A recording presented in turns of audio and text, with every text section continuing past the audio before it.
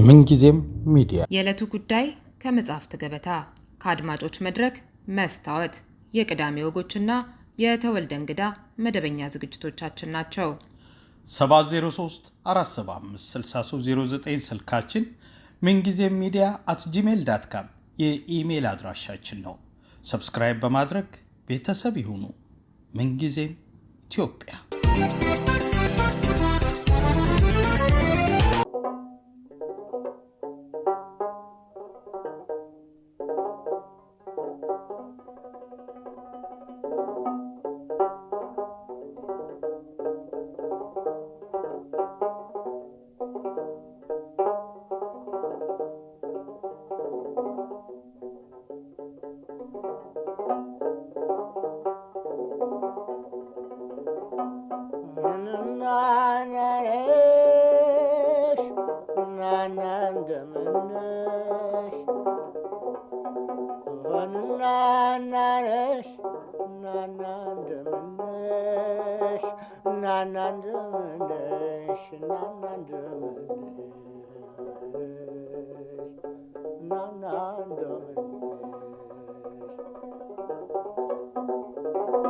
አናዛሪው እግሬ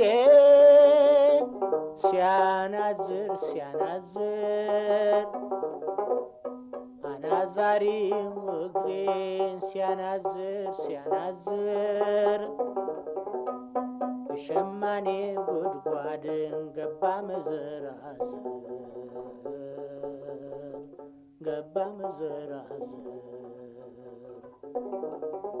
ዘርፈ ብዙ ባለ ተሰጦ ተስፋዬ ሳህሉ ወይም አባባ ተስፋዬ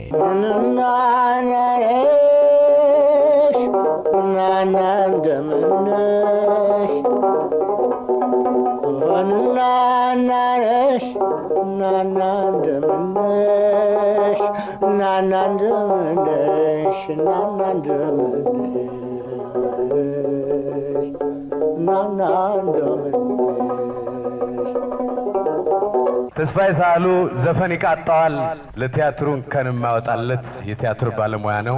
በወጣትነት ዘመኑ ውዝዋዜም ተጫውቷል፣ ትዊስትም ደንሷል፣ ሮክ ኤንድ ሮልም ረግጧል፣ ቦክስም ተጋጥሟል። ዓለም እንዴት ሰነበተች እስቲ እንጠይቃት፣ ሰላም ጤና ነች ሆይ ከፋት ሆይ ደስ አላት፣ ማነው ከልጆቿ በጎ የሚመኝላት ከስቃይ እንድድን ዓለም የሁሉና። ክቡራትና ክቡራን፣ አሁን ነባር ኦርኬስትራ ነው የሚቀርበው። የናፍቆት ሰላምታ የሚለውን ዜማ ይዞ ይቀርባል። ዘፋኝ መልካሙ ተበጀ። ሱልፋ ቀሪባ የሚለውን የወዳጅ አገር ዜማ የሱዳንን ይዘው ነው የሚቀርቡት። ዘፋኙ በረከት መንግስት አብ ሲሆን ውዝዋዜውን ያዘጋጀ ተስፋዬ ሳህሉ ነው። በ1915 ይችን ምድር የተቀላቀለው ተስፋዬ ሳህሉ የቀድሞው ቀዳማዊ ኃይለ ሥላሴ የበኋላው የኢትዮጵያ ብሔራዊ ቲያትር ሲቋቋም ቀዳሚ ከነበሩት ባለተሰጦች አንዱ ሆኖ በተሰጦው ናኘ እስከናካቴው መታዘዙን ትተውታል። አቤት ምን ልታዝ? ለምን ጠራችሁ? ለኔ አንድ ቡና። ኮሎኔል ምን ይወስዳሉ? ቡና የለም፣ መኪናው ቀዝቅዟል። አረ የእናንተ መኪና ደግሞ ገና ሳይሞቅ ነው የሚቀዘቅዘው። ታቆነ ፍራ አለበ።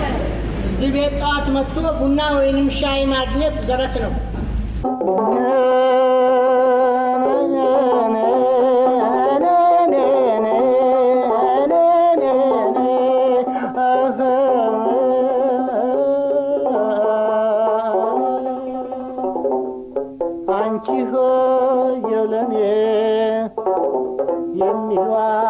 ዘፈን ታጫውተኛለች ብቻዬን ስሆን።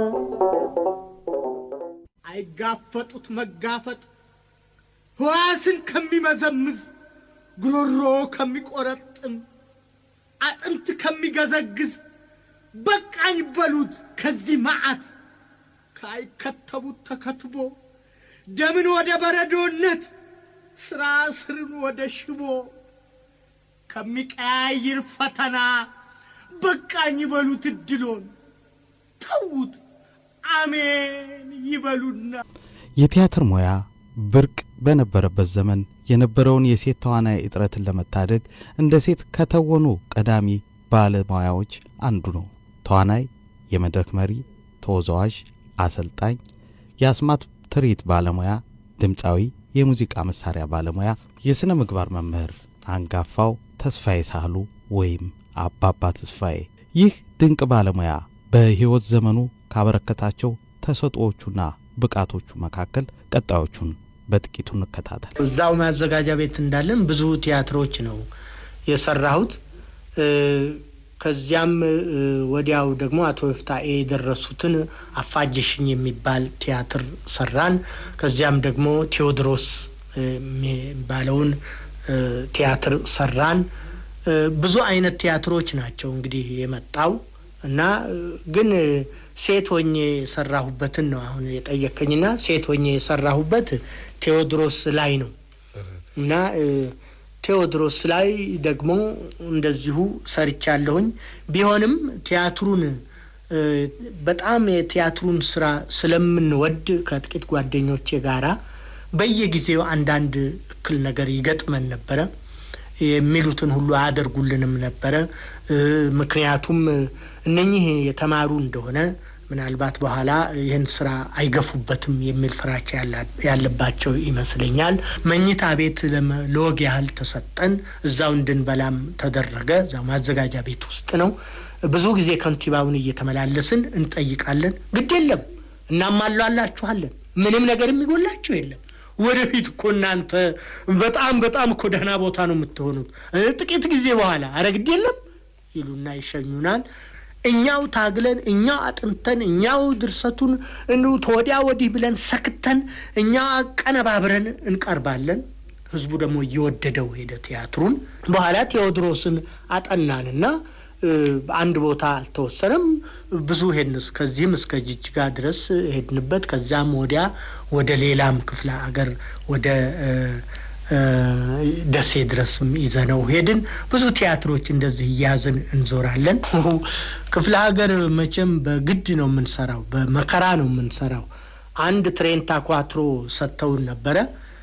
ያ ትሬንታ ኳትሮ ላይ ስቴጁን እንጭናለን፣ ወንበር ሁሉ እንጭናለን።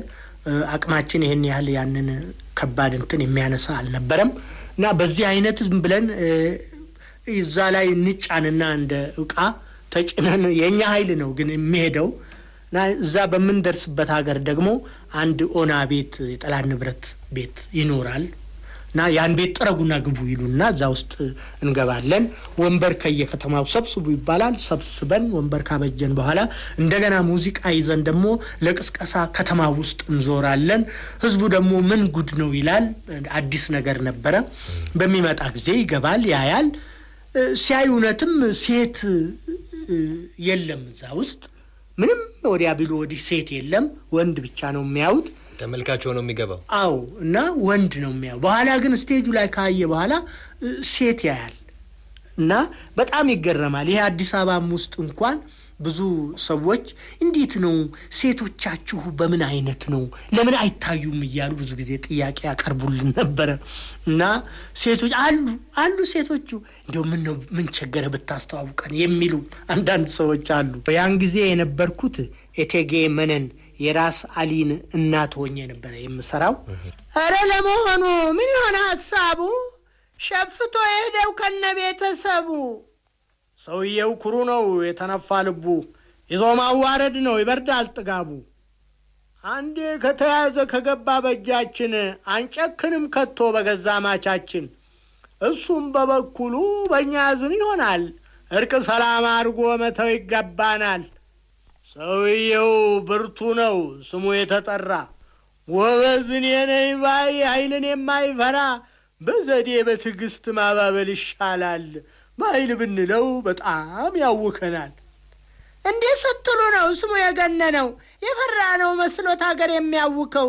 ዘዴ መላእክት አብዙ ጦር ይታዘዝና በኃይል ተገዶ ይምጣ ይያዝና እምቢም ካለ ይሙት በገዛ ጥፋቱ ለአንድ ወንበዴ ሽፍታ አይስጋ መንግስቱ። አሁን እንደዚህ እያልን ነበረ የምንጫወተው።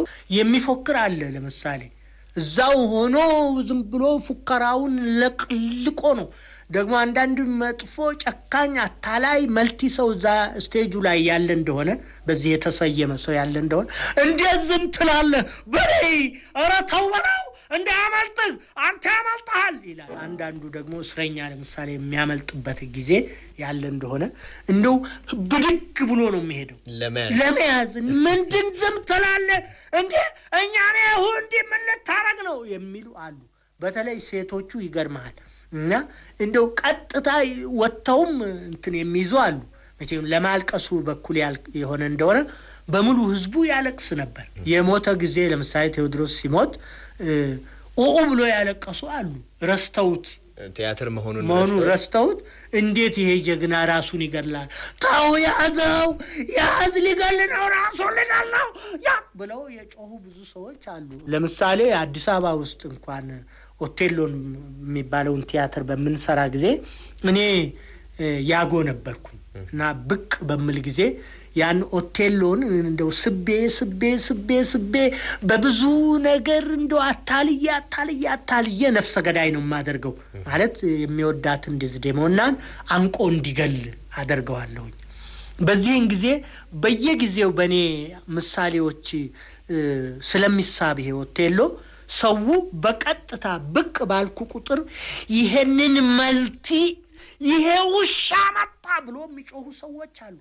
ማቀመቅ አታለዋል ብለው የሚናገሩ ሰዎች አሉ። ማአት ነው ያለው።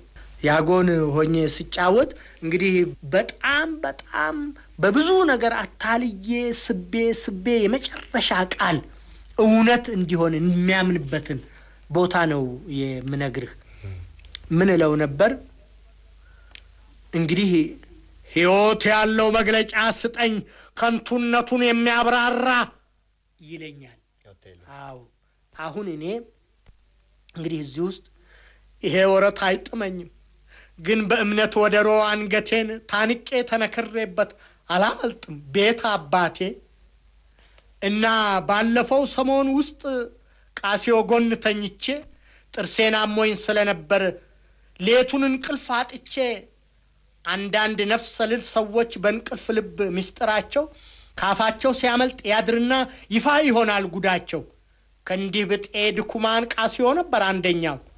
ታዲያ እንደዚህ እያለ ሰማሁታ ሲነፋነፍ ደዝዴሞና የኔም መቤት ፍቅራችን ከኛ አፍ አይለፍ። ወዲያው እጄን ንቅ አድርጎ ጠመዘዘና እስከሚያመኝ የኔ ማር ወለላ አለና ግጥም አደረገና ሳመኝ። ከከንፈሬ ላይ አንድ ስር የተነቀለ እስከሚመስለኝ ደሞ ጉልበቱን ጭኔ ላይ ጭኖ ደረቴ ላይ የዳከ ለኦቴሎ የሰጠሽ ቀን ትረጋም አለና ጮኸ። ወይኔ ጭራቅ ታዲያ እኮ በህልሙ ብቻ ነው። ቢሆንስ እንግዲህ ይሄ የመጨረሻው እንትኑ ከዚህ በኋላ ብዙ ነገር ተናገረ፣ ሄዳል፣ ይገላታል፣ እንደዚህ ነበር እና ሰው ግን ብዙ ጊዜ ጠልቶኝ ነበር። ብዙ ጊዜ ኦቴሎን በመሰራበት ጊዜ መጨረሻው ድረስ ነበር የተጠላሁት።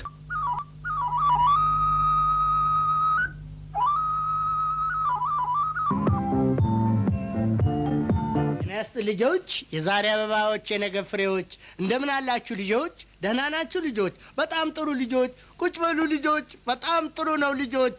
ጎሽ ልጆች፣ በጣም ጥሩ ነው። ልክ ናችሁ ልጆች፣ ልክ ናችሁ። ይመጣሉ ልክ እናንተ እንደምትጠብቁት ሁሉ እነሱም ዝግጅት ይዘው ነውና አሁን ይመጣሉ። በጣም ጥሩ ነው ልጆች፣ አሁን ይመጣሉ። ግድ የለም። እንደምን አመሸሽ? ደህና መሸሽ? ብርቱ ነሽ ሳህልዬ? እንዴ ትሩፌት ሄደኝ አለች? አቶ እየመጣች ነው። ትሩፍ እንዴ ልጆች ይጠብቁን ነበር። በቅድሚያ ሰላምን በላቸዋ። እንደምናቸው በሉ እንግዲህ ቁጭ በሉ ልጆች፣ ቁጭ በሉ በቃ። ልጆቻችን እንደምታውቁት ተዘጋጅተው ነው የሚጠብቁን። ታዲያ እኛም ደግሞ አንዳንድ ነገር መግለጫዎች የሚሆኑ አንዳንድ ነገር ሊያውቁ ቀደም ብለው ሊያውቁ የሚገባቸው ነገሮችን እያዘጋጀን እንነግራቸዋለን። ዛሬ ደግሞ ያለውን ነገር ብንነግራቸውሳ ዛሬ ያለው እንግዲህ እርሶ ተረት ያወሩላቸው አዎ እኔ ተረት አወራለሁኝ ትዬ ሳህለ ማርያም ጨዋታ አላት አንቺም እንደዚሁ አለሽ ምን አለኝ እኔ ምን አለኝ አንቺ አሁን መጀመሪያ የምትነግሪን ነገር አለ ምን ለምሳሌ ትላንትና አንደኛ ለወጡ ልጆች ብለሻል አዎ ስለዚህ አንድ ያልተወሰነ ነገር አለ ስለ እድሜያቸው ጉዳይ ይሆን ምናልባት ይሆናል ብዬ ነው ማምነው አዎ እንግዲህ እስከ 8ኛ ክፍል ድረስ ላሉ ተማሪዎች ነው ይሄንን እድል የምንሰጠው ምክንያቱም ልጆች እንደምታውቁት ሁሉ ይሄ ፕሮግራም የህፃናት ፕሮግራም ነው የህፃናት ፕሮግራም ደግሞ እስከ 14 አመት እድሜ ክልል ላሉ ልጆች ነው እኛ ደግሞ ልጆቹ እንዳይበረክቱ እንዳይበዙብን በማለት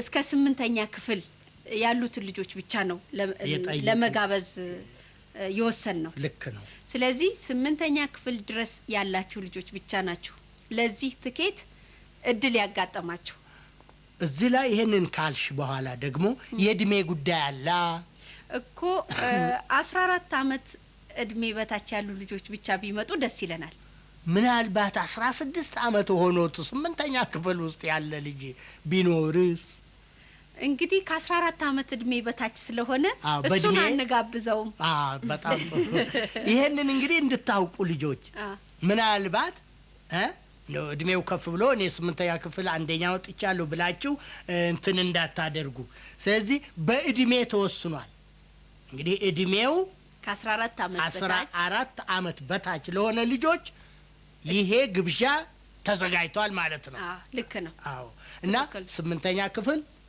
እስከ እድሜ 14 አመት አንደኛ ለወጣ ልጅ ግብዣው በሰፊ ያለ ለማለት ነው ነፃ ትኬት እየመጣ እየወሰደ ቲያትር ማየት ይችላል በሀገር ፍቅር ቲያትር በጣም ጥሩ ነው እና ሌላ ደግሞ አንድ ማሳሰቢያ ደግሞ ለልጆች እርሶ እንዲሰጡልኝ ይፈልጋለሁ ማለፊያ ብዙ የጨዋታ አይነቶች አሉ ከዛ ከጨዋታ መካከል ደግሞ አሁን ይሄን ሰሞን በብዛት በልጆች በሜዳ ላይ ሲጫወቱ የምንመለከታቸው በጣም መጥፎና አደገኛ የሆነ ጨዋታ አለ ይሄውም ጨዋታ ምንድነው ሁለት ድንጋዮች ትንንሽ ድንጋዮች ያስቀምጡና እዛ ላይ እንጨት ያደርጉና ያቺን እንጨት በሌላ እንጨት እንደዚህ መጥቶ ያንን የምትበረዋን እንጨት መቅለብ ይሄንን አይነት ጨዋታ ይጫወታሉ ይሄ ጨዋታ ደግሞ በጣም አደገኛ ነው እንጨቷ በራ ስትሄድ የት እንደምታርፍ አትታወቅም ወይ አይናቸው ሊወጋቸው ይችላል ወይ ደግሞ መንገደኛ ሰው ሊመቱ ይችላሉ ይሄን አይነት ጨዋታ እየተጫወቱ ስለሆነ ያሉት ልጆቹ በዚህ ላይ እንግዲህ ለልጆቹ ምክር እንዲሰጡልኝ ይፈልጋሉ ይሄማ በጣም አደገኛ ነው ቅዝምዝም ይባላል አያችሁ ይሄ ጨዋታ ልጆች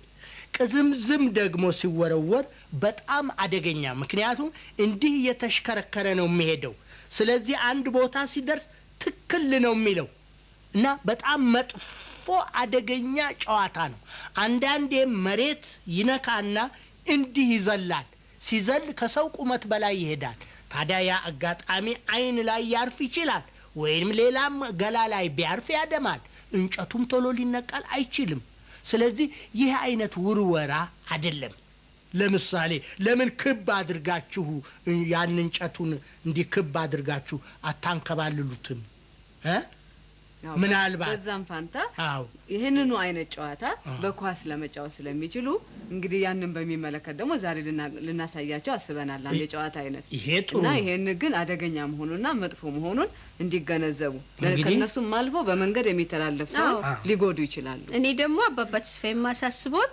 ለምሳሌ ልጆች ናቸው ልክ ነው ልጆች አያጠፉ ለማወቅ ለማድረግ ለማየት በሚፈልጉ ስለዚህ ብዙ አራዊቶች አሉ ደስ ይላል እንግዲህ የወፎቹን አይነት ምን ያህል ብዬ አልነግራችሁም ያውሬዎቹንም ያንኑ ያህል ነው ታዲያንን ሰዎችም ይሄን ያህል ብዙ አልነበሩም አልፎ አንድ ቦታ አንድ መንደር ነው አልፎ አንድ ቦታ አንድ መንደር ነው ታዲያ በዚህ አይነት ሲኖሩ ሳለ አንድ መንደር ውስጥ ብዙውን ጊዜ አውሬ እያደኑ የሚመገቡ ሰዎች ነበሩ ታዲያ ብዙ ሰዎች ሄደው ደን አራዊቶች ገድለው ድኩላ ገድለው በእንጨት ተሸክመው ሁልጊዜ ይመጣሉ። ተሸክመው ሲመጡ ሳለ አንድ ሰው ለብቻው ፈንጠር ብሎ እናንተ ሰዎች ለምንድነው ዘላለም አራዊቶች ድኩላ ይሄን የሚያምር ድኩላ አሁን ለምንድነው የምትገር? በቀደም ጥሩ አጋዘን ገደላችሁ፣ በጣም የሚያምር ነው፣ ዝጉርጉር ነው ሰውነቱ፣ አንድ ልዩ መልክ አለው፣ የሚያስደንቅ ነው። አንዱ ደግሞ ያው ቀንዱ ጥምዝ ነው፣ በጣም ደስ ይላል፣ ፍየል ይመስላል። ያኛው ደግሞ በጣም የሚያሳዝን መልኩ ወለላ የመሰለ ነው። ለምንድነው አራዊቶችን እንዲህ የምትፈጇቸው ብሎ በንዴት እነኛን ሰዎች ተናገረ። እነኛም ደግሞ ያላኬ አንተ የምትለውን ነገር ሁሉ አንሰማ ያላል አሉና ትተውት ሄዱ። አሁን ይሄ ሰውዬ በጣም ተበሳጨ፣ የሚሆነውን አጣ፣ ተናደደ።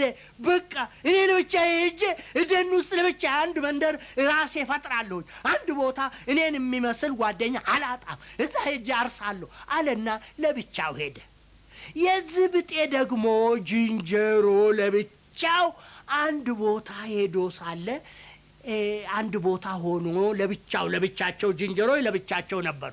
በኋላ ያ ዝንጀሮ ብዙዎቹ ዝንጀሮች ሰዎች የዘሩትን እህል ስንት ለፍተው ስንት ደክመው ስንት ነገር አድርገው ያበቀሉትን ዝንጀሮች አንዴ ግር ይሉ ሄዱና ያበላሻሉ። በኋላ አንደኛው ዝንጀሮ ተናዶ ለምንድን ነው ሰዎች ለፍተው ስንት ነገር አድርገው ለራሳቸው ምግብ ሰርተዋል፣ ለኛ ምግብ ስንት አይነት ዛፍ ላይ አለ፣ አጋማ አለ፣ ቀጋ አለ፣ ስንት ነገር አለ፣ ሾላ አለ፣ ስንት ያሌለ ነገር ምን በላው ነገር ሞልቷል፣ ለምንድን ነው እናንተ ሄዳችሁ ሰው የደከመበትን የምታጠፉት አለና ይሄንን ሲናገር ለዝንጀሮቹ አራጌ እኛ ይፈለገን እናርጋ አንተ ይፈለገበት ታሂድ አለው። አሁን እኔም ለብቻዬ ምን ብቻዬ ሄዳለሁ አለና ያም ዝንጀሮ ጫካ ለጫካ ብቸኛ ሆኖ ሲሄድ ሳለ አንድ ሰውዬ ያ በፊት ከሰዎች የተለየው ሰውዬ ለብቻው ጫካ ውስጥ ሲቆፍር በሩቁ ተመለከተው። ያ ዝንጀሮ ያንን ሰውዬ በሩቁ ሆኖ ይመለከተዋል ሁልጊዜ። ሌላ ዛፍ ላይ ሆኖ ይመለከተዋል። ይሄ ሰው ይቆፍራል፣ ጠዋት ይነሳና ይዘራል። በዚህ አይነት ሳለ ይሄ ሰውዬ ሌላ ሰው ጓደኛ የለውም፣ ደግሞ ሌላም የሚያነጋግረው የለውም። ስለዚህ ይሄ ሰውዬ እኔ ብጤ ሳይሆን አይቀርም፣ እኔ ወደሱ መሄድ አለብኝ አለና ሲያበቃ እዛ ሰውዬ ጋር ሄደና ተዋወቀው። ሰውዬውም ዝንጀሮውን ብቻውን በማየቱ ደስ አለው፣ ግን ሊቀርበውም አልፈለገም። አሁን ሁለቱም በቡርቁ መተያየት ብቻ ሆነ። አሁን ሰውዬው አሰበ፣ የሰው ልጅ ያስባል እና ሰማ ዝንጀሮ ናና አለው። አሁን ዝንጀሮ ጎልመም እያለ ተጠጋው። ከተጠጋው በኋላ ሚስጥሩን ብዙውን ከተነጋገሩና ከጨረሱ በኋላ አሁን እሱ ሲቆፍር ሁልጊዜ በሚቆፍርበት ጊዜ ሌሎቹን አውሬዎች ይጠብቃል። ዛፍ ላይ ሆኖ ሌላ ነገር እንዳይመጣ ይጠብቃል። አሁን በዚህ አይነት ሁልጊዜ ጓደኛሞች ሆነው አሁን ደከሙ፣ ዘሩ፣ ሁሉን ነገር ካደረጉና ከጨረሱ በኋላ በል እንግዲህ ቤት ሰርቻለሁና እኔ ጋራ ትሆናለህ፣ ና ወደ ቤት እንሄድ ብሎ ይዞት ዝንጀሮውን እጁን ይዞት ወደ ቤቱ ይዞት ገባ። አሁን ቤቴ ይሄ ነው፣ ይሄውልህ እንግዲህ እኔ ሌላ ጓደኛ የለኝም፣ ካሁን በኋላ አንተ ነህ እኔ ጓደኛ። እኔም እንግዲህ እንደነገርኩህ ሁሉ ከሰው የተለየሁት በዚህ አይነት ነው። አንተም እንደነገርከኝ ከዝንጀሮቹ የሰውን እህል የደከሙበትን ለምንድን ነው የምናጠፋው በማለት የተናገርከው። ስለዚህ ተለይተሃቸዋል ስላልተቀበሉ ሀሳብህንና እንግዲህ ካሁን ጀምረን እኔ እናንተ ጓደኛሞች ነን ተባብለው ቤት ውስጥ ገቡ። አሁን ያ ሰው የሰው ልጅ እንግዲህ ድካም አለበት፣ ሁልጊዜ ይሰራል። ዝንጀሮው እንዲሁ ይጠብቅለታል እንጂ የሚያግዘው ነገር አልነበረም። ታዲያንን ያ ሰው ሁልጊዜ በሚቆፍርበት ምን በሚልበት ድካም ስለሚሰማው እና እሳት እንግዲህ አንድዶ አንድ ቦታ ቁጭ ብለው ሳለ የሰው ልጅ እንቅልፍ ይዘውና እዛ ምድጃ አጠገብ ለጥ ብሎ ይተኛል።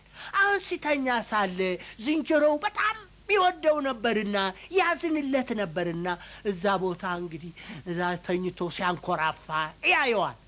እና ዝንጀሮ በጣም አዝኗል። አቤት እንዴት ቢደክም እኮ ነው እንደዛ እኮ ሲሰራ ውሎ እንደዛ ብሎ ለኔና ለሱ ደግሞ ሌላም ሰው ቢኖር እኮ ለሱ ለማካፈል ብሎ ነው ይሄ ሰው ይገርማል እኮ የሰው ልጅ ስራ እያለ እሱን ሲል አሁን አንድ ዝንብ ትመጣና ስታበቃ አፍንጫው አጠገብ ጉንጩ ላይ ሄደት ብላ ወደ አይኑ ሄደች። አሁን ይላል ያ ሰው የተኛበት አሁን ወደ አፍንጫው ትሄዳለች ይላል አሁን ወደ አፉ ትመጣለች ይላል። በጣም እንደተጨነቀ አየና ያ ዝንጀሮ በጣም ተናደደ። ይቺ ዝንብ አስቸገረችው እኮ አለና ሄደና የበር መቀርቀሪያ ይህን የሚያህል ነበረ።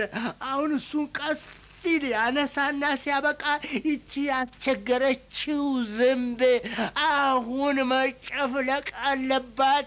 ጓደኛዬን ለምንድን ነው የምታሰቃየው አለና አንዲ ቢለው ሰርኑ ላይ ቢለው ይልና ሰውየው ቅርት ይላል። አሁን አይኑ ፍጥጥ እንዳለ ነበርና ያ ዝንጀሮ ዱላውን ጣልና ቢያየው ደም ባፍንጫው በኩል ኮለለለለ። እንዴ ምን ሆኖ ነው? ምን ሆንክ ይለዋል። ያየዋል። ምን ሆንክ የሚያየው መስሎት ምን ነካ ይለዋል። ወዲህ ቢል ወዲያ ቢል ምንም ነገር የለም። ጠጋ ብሎ ቢያየው ምንም ነገር የለም። ቢያየው ማን ወዲህ ቢገፋው ወዲህ ቢያንከባልለው ወዲህ ቢጎትተው ወደዛ ቢለው ተናደደ። አሁን ገባው እንደገደለው በቃ የሚሆነው አጣ። አበደ። የሚሆነው አጣ። ቤቱ ላይ ወጣ። ከዛ ዘረረ፣ ፈረጠ። ምንም ነገር አልሆነም። ዝንጀሮ እንግዲህ ከዛ ላይ ወርዶ ምንም ነገር አይሆን። አሁን የሚሆነው አጣ። አበደ። ጮኸ። ዙሪያውን ከብ ሄደ።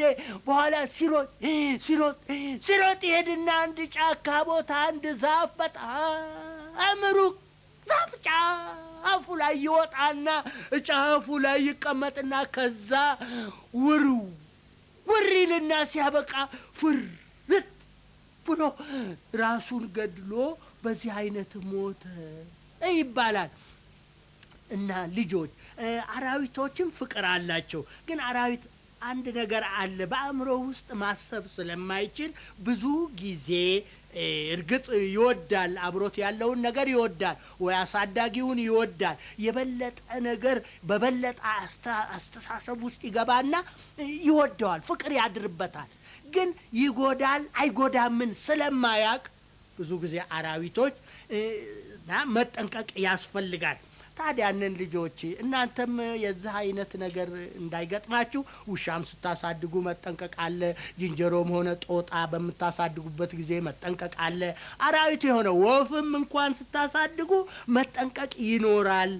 እንደው ዝም ብላችሁ እንደው እንትን አትበሉ እና አንድ ነገር አንድ አደጋ ሊያመጡ ይችላሉ፣ በሽታም ሊያመጡ ይችላሉ። መጠንቀቅ ጥሩ ነው ለማለት ነው። ገባችሁ? አሁን ወደሚቀጥለው ትርኢታችን እንሄዳለን።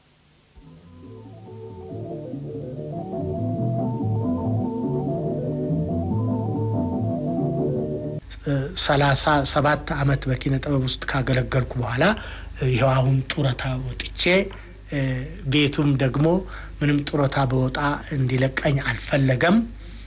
መንግስትም 2 አመት ጨምሮልኝ ይሄንን በዚህ አይነት የሰራሁኝ ነኝ።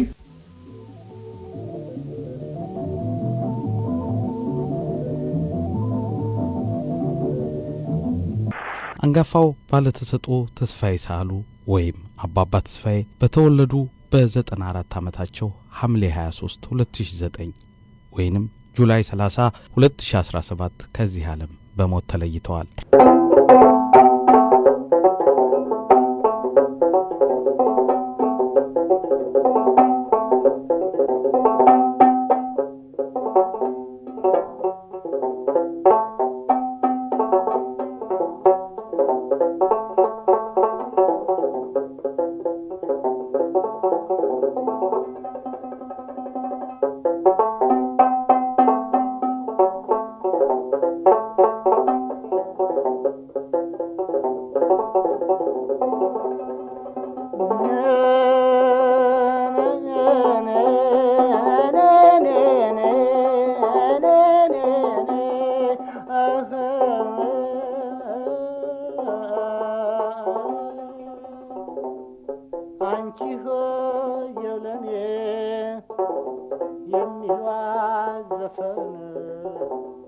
ታጫውተኛለች ብቻዬን ስሆን ብቻዬን ስሆን ብቻዬን ስሆን አሻቅቤ ባየው ጋራው ከለከለ አስቆልቁዬ ባየው ሜዳው ከለከለኝ አይኗ ጥርሷ መጣ ተልኳል መሰለኝ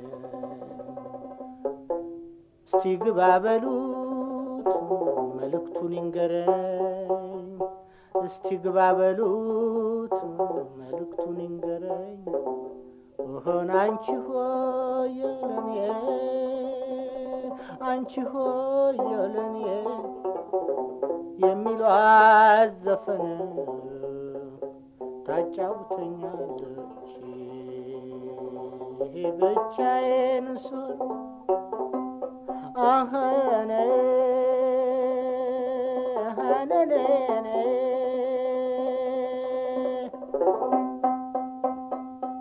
አደለች ቄስ ልጅ አልያዘች ዳዊት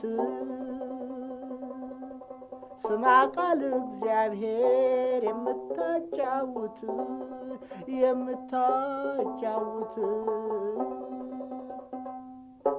አንቺ ሆየ ለኔ የሚሏት ዘፈን ታጫውተኛለች ብቻዬን ስሆን ብቻዬን ስሆን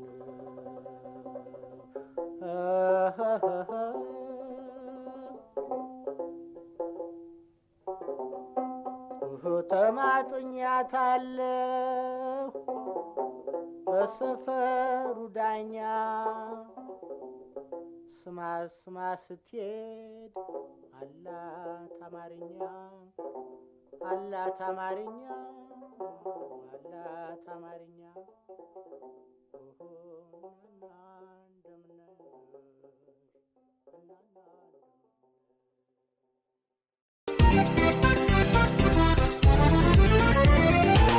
ምንጊዜም ሚዲያ የዕለቱ ጉዳይ ከመጽሐፍት ገበታ ከአድማጮች መድረክ መስታወት የቅዳሜ ወጎችና የተወልደ እንግዳ መደበኛ ዝግጅቶቻችን ናቸው። 703-475-6309 ስልካችን፣ ምንጊዜም ሚዲያ @gmail.com የኢሜል አድራሻችን ነው። ሰብስክራይብ በማድረግ ቤተሰብ ይሁኑ። ምንጊዜም ኢትዮጵያ